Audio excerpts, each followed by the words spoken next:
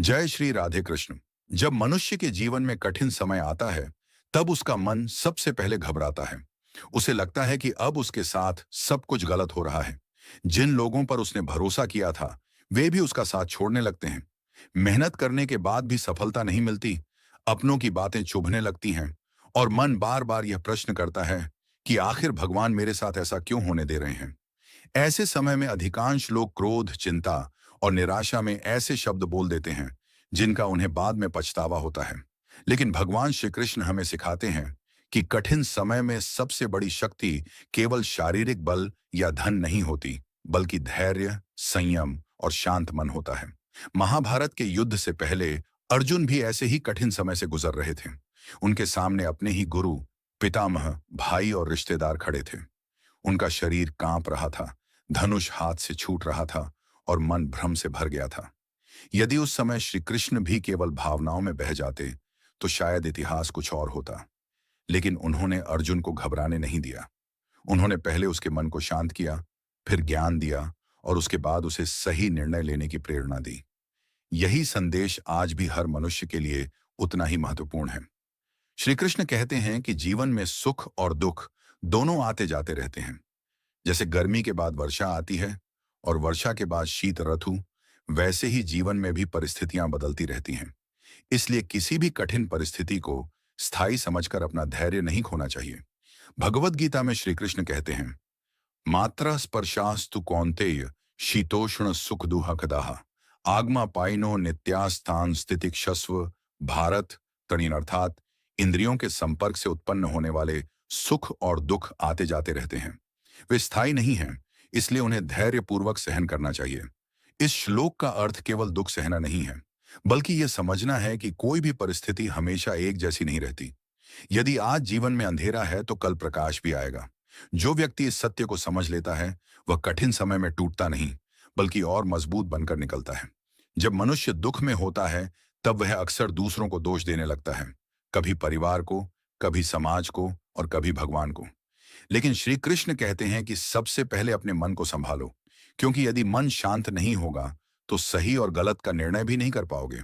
भगवत गीता में कहा गया है, क्रोधात् भवति सम्मोह, सम्मोहात् स्मृति विभ्रम, स्मृति भ्रंशात् बुद्धिनाशो, बुद्धिनाशात् प्रणश्यति।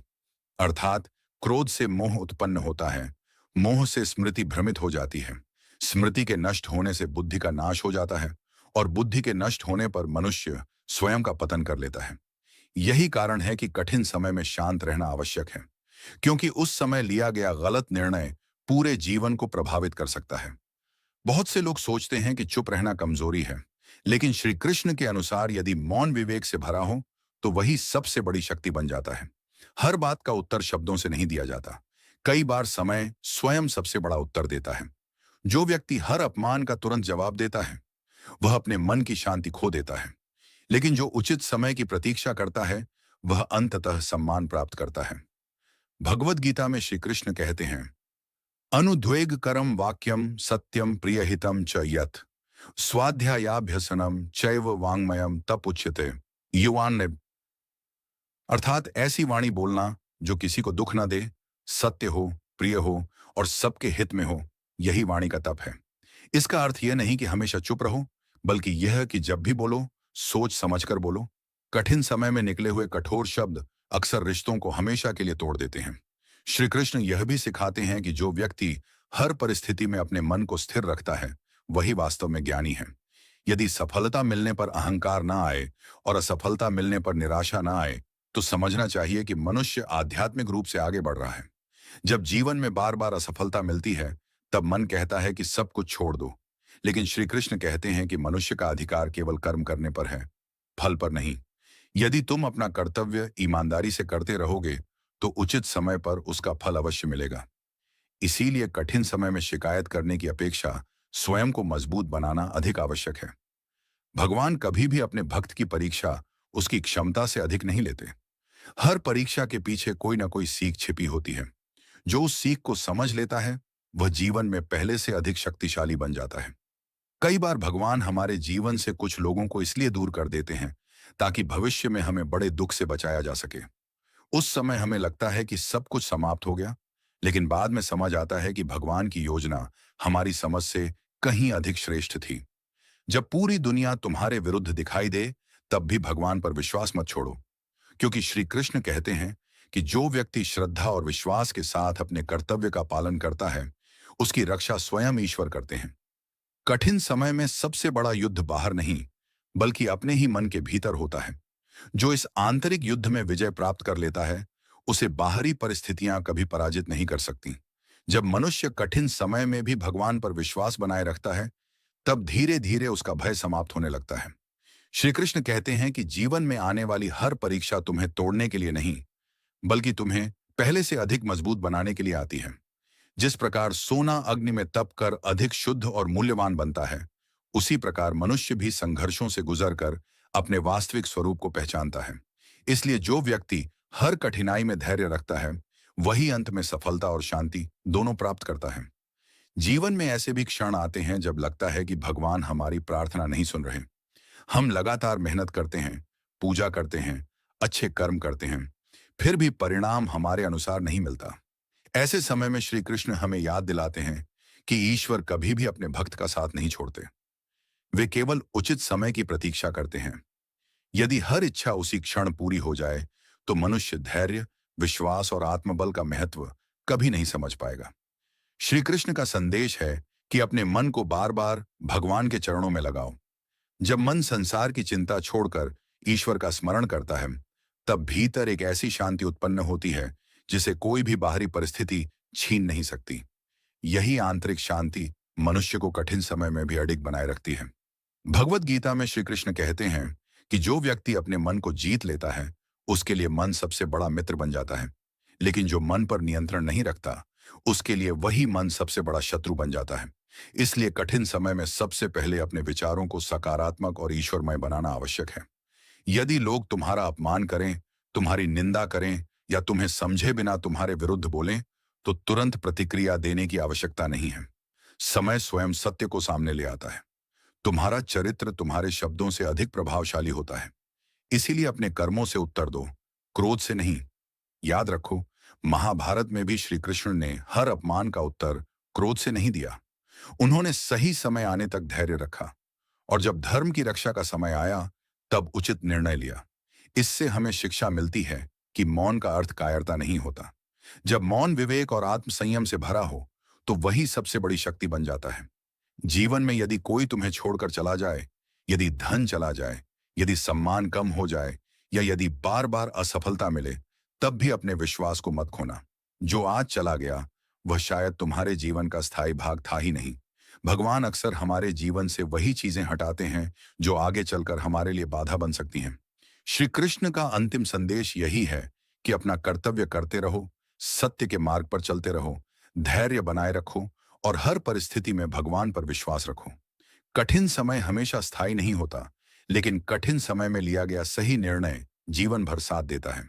जो व्यक्ति दुख में भी भगवान का नाम नहीं छोड़ता, जो अपमान में भी अपने संस्कार नहीं छोड़ता, जो असफलता में भी मेहनत नहीं छोड़ता और जो अंधकार में भी आशा नहीं छोड़ता, उसी पर भगवान श्री कृष्ण की विशेष कृपा होती है।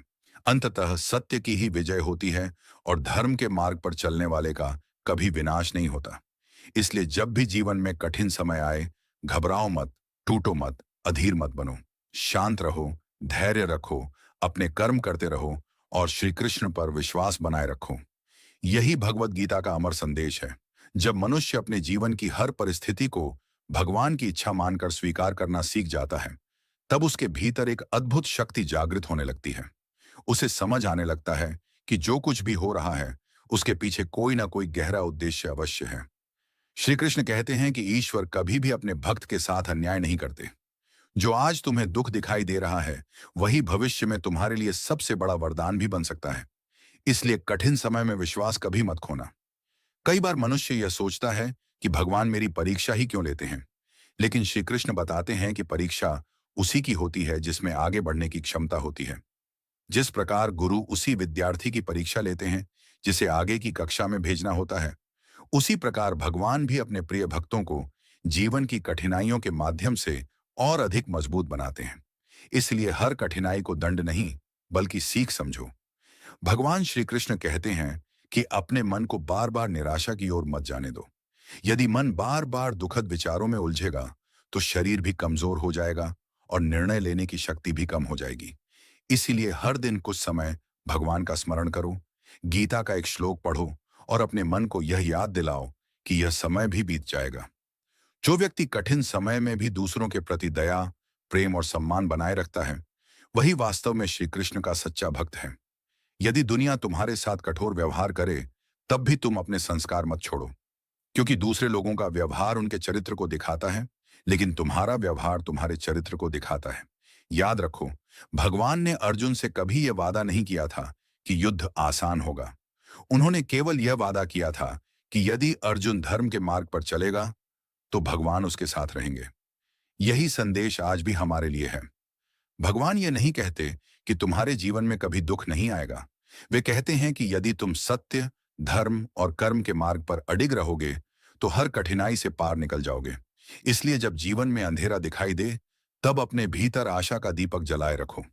जब लोग तुम्हारा साथ छोड़ दें, तब भगवान का हाथ कभी मत छोड़ना। जब मन टूटने लगे, तब श्री कृष्ण का नाम लेना।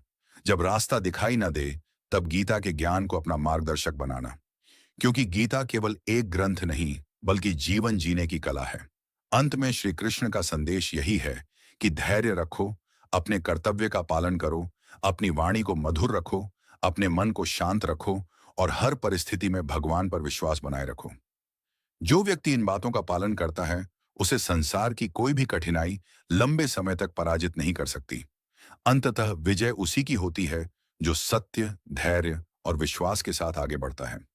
जय श्री राधे कृष्ण।